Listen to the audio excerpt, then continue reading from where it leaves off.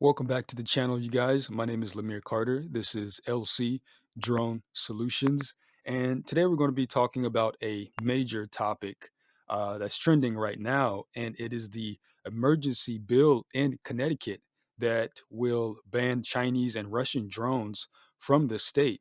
So it's a major development with both good and bad implications for drone users, especially those relying on popular models like the DJI Mavic. So we're going to check out this article and this bill and see what it's all about.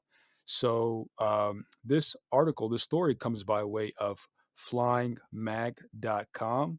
It is titled Connecticut Emergency Bill would ban Chinese and Russian drones. So on Tuesday, state lawmakers in Connecticut passed a bill that targets drones that are manufactured by countries considered national security threats to the United States. Specifically, that would be China and Russia. The bill, which is now awaiting approval by the governor of Connecticut, Ned Lamont, aims to restrict drones made by what the bill refers to as covered foreign entities.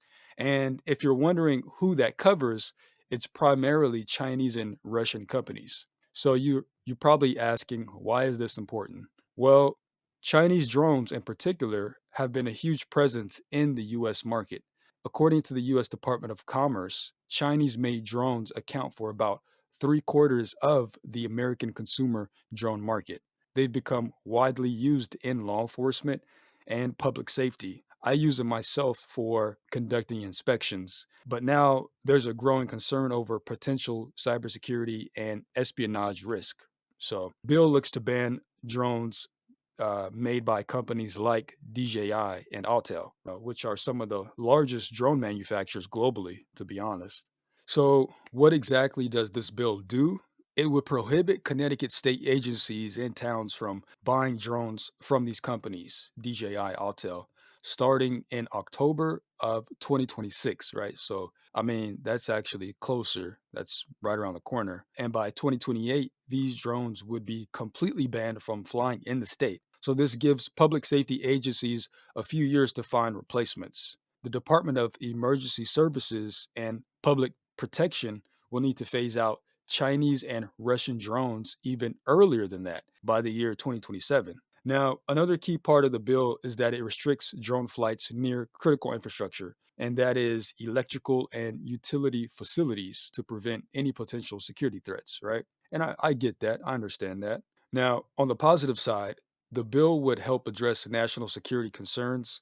The worry is that drones from Chinese or Russian companies could be used for espionage, such as collecting sensitive data or even disrupting our critical services.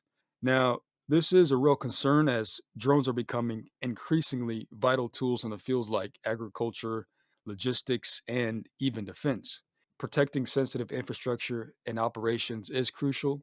The bill could also push the US to invest in developing safer, more secure alternatives to foreign made drones.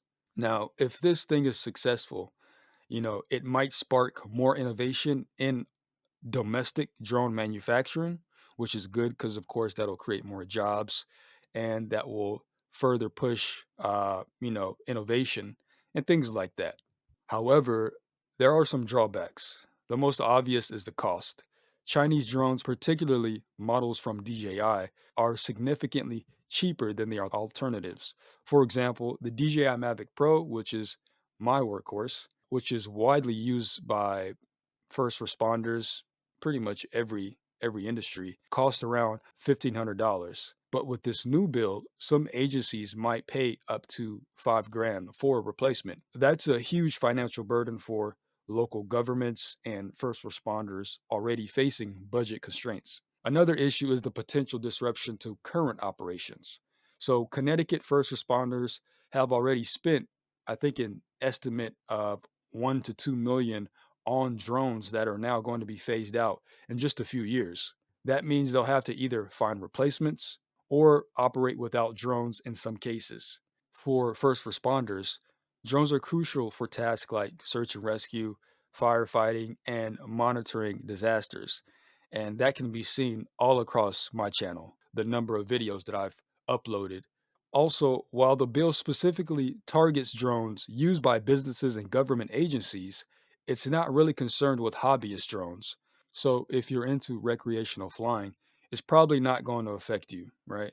But for those of us using drones in industries like agriculture, delivery, or even defense, this could have major implications.